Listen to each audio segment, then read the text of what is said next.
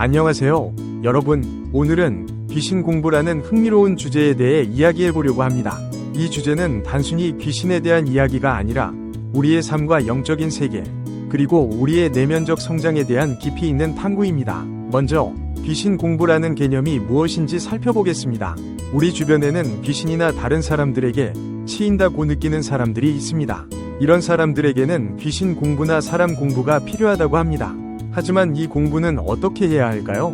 귀신 공부의 핵심은 집착에 대한 이해입니다.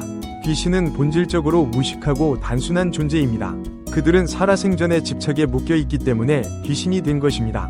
따라서 우리가 귀신 공부를 한다는 것은 이 집착의 본질을 이해하고 그것을 극복하는 방법을 배우는 것을 의미합니다. 우리가 집착에 대해 깊이 이해하게 되면 귀신들이 우리를 괴롭힐 수 있는 힘이 줄어듭니다. 왜냐하면 우리의 지식과 이해의 힘이 커지기 때문입니다. 이는 마치 빛이 어둠을 물리치는 것과 같습니다. 우리의 이해가 깊어질수록 귀신들의 집착의 힘은 약해지는 것입니다. 그렇다면 이런 이해를 바탕으로 우리는 어떻게 행동해야 할까요? 여기서 중요한 개념이 축원과 법문입니다. 사람들에게 이해시키는 것을 법문이라고 하고 귀신들에게 하는 것을 축원이라고 합니다. 우리가 집착의 본질을 이해하고 그것을 귀신들에게 설명하면 그들도 그 이해를 따라 더 나아가 우리는 이런 귀신들을 그들을 담당하는 신들에게 인도해 줄 수 있습니다. 모든 신들은 자신의 역할이 있으며 우리는 이 신들을 불러 귀신들을 올바른 길로 인도해 달라고 요청할 수 있습니다.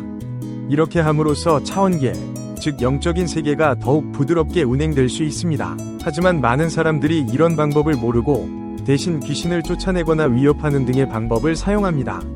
예를 들어 소금을 뿌리거나 경을 외우는 등의 방법을 사용하죠. 하지만 이는 근본적인 해결책이 되지 못합니다. 왜냐하면 이런 방법들은 대자연의 법칙과 맞지 않기 때문입니다.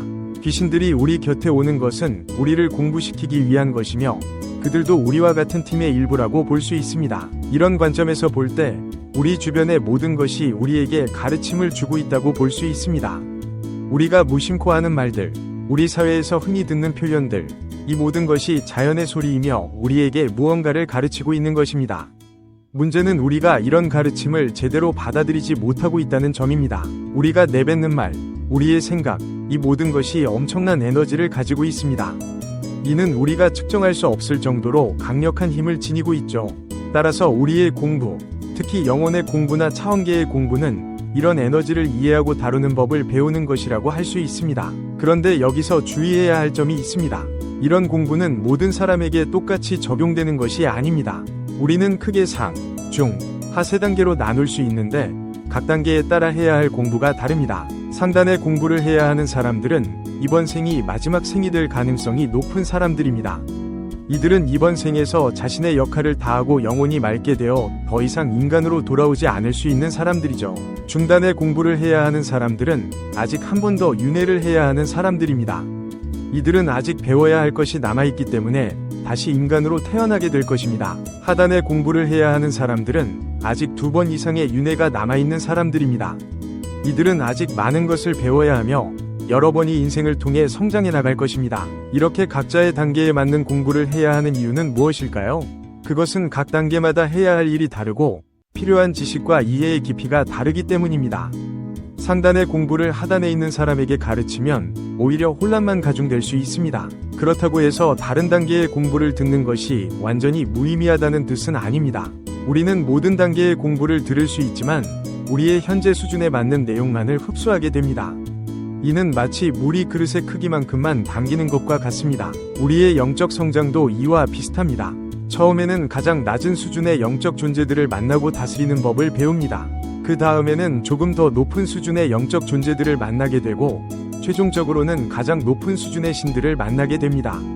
이 과정을 통해 우리는 점차 더 큰 힘을 얻고 더 큰 책임을 질 수 있게 됩니다. 이는 우리의 일상생활에서도 마찬가지입니다. 우리는 처음에는 가장 어렵고 힘든 상황에 있는 사람들을 만나게 됩니다. 이들을 돕고 가르치는 과정에서 우리도 성장하게 되죠.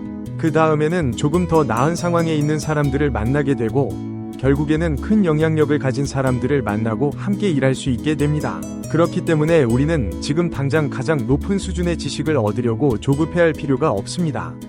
오히려 우리의 현재 상황에 맞는 공부를 하는 것이 중요합니다.